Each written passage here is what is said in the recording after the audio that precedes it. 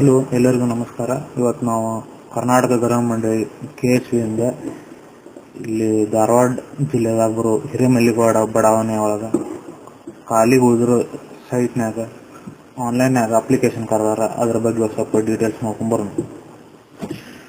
ಇಲ್ಲಿ ಹಿರೇಮಲ್ಲಿಗೌಡ ಇದು ಧಾರವಾಡ ಜಿಲ್ಲೆದಾಗ ಬರ್ತೈತಿ. ಇದು ಬೆಳಗಾಂ ರೋಡಿಗೆ ಸಮೀಪ ಆಗುತ್ತೆ. ಆ್ಯಂಡ್ ಅಗ್ರಿ ಕಾಲೇಜಿಗೆ ಮತ್ತು ಧಾರವಾಡ ಹೊಸ ಬಸ್ ಸ್ಟ್ಯಾಂಡಿಗೆ ಸಮೀಪ ಆಗಿರೋ ಅಂತ ಇದು ಬಡಾವಣೆ ಆಗೈತಿ. ಇಲ್ಲಿ EWS, LIG, MIG ಮತ್ತು HIGಗೆ ಕರೆದಾರ. ಇದ್ರನಾಗ ಟೋಟಲ್ ಸೈಟ್ಸ್ 22, 52, 148 ಮತ್ತು 49 ಸೈಟ್ ಅದಾವು. ಈ ಸೈಟಿಗೆ ಹೆಂಗೆ ಅಪ್ಲೈ ಮಾಡೋದಪ್ಪ ಅನ್ನೋದನ್ನ ನೋಡೋಕ್ಕಿಂತ ಮುಂಚೆಕ ಇದಕ್ಕೆ ಎಷ್ಟು ರೊಕ್ಕ ಆಗುತ್ತೆ ಅನ್ನೋದು ವಿಚಾರ ಮಾಡೋಣ ಬರ್ರಿ. ಇದು EWS ಸೈಟ್ ಅಂದ್ರೆ 20-30 ಅಳತಿ ಒಳಗೆ ಬರ್ಬೋದು. ಇದಕ್ಕೆ ಮಂಡಳಿಯ ದರ 650 ರೂಪಾಯಿ ಐತಿ.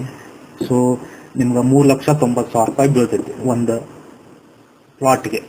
ಆ್ಯಂಡ್ LIGಗೆ 15,60,000, ಆ್ಯಂಡ್ MIGಗೆ 19,50,000, ಆ್ಯಂಡ್ HIG 40-60ಗೆ 31,20,000 ರೂಪಾಯಿ ಬೀಳ್ತೈತಿ. ಇದು ಪ್ರತಿ ಪ್ಲಾಟಿಗೆ ಬೀಳುವಂಥ ಅಮೌಂಟ್.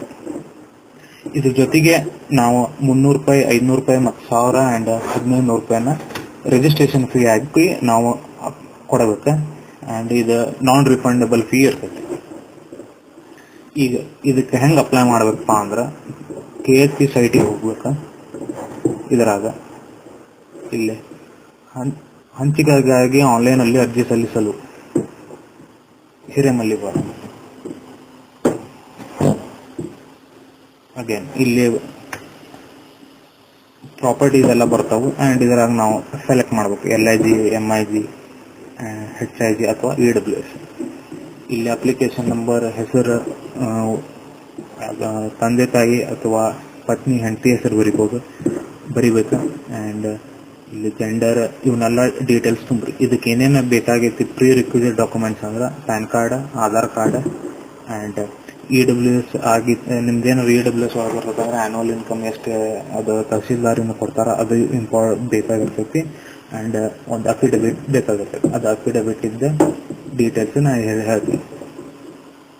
ಆ್ಯಂಡ್ ಮತ್ತು ಇಲ್ಲಿ ನೀವು ಯಾರು ಹಾಕ್ತಿರಲ್ಲ ಅವ್ರದ್ದು ಬ್ಯಾಂಕಿನ ಫ್ರಂಟ್ ಪೇಜ್ ಪಾಸ್ಬುಕ್ ಬೇಕು.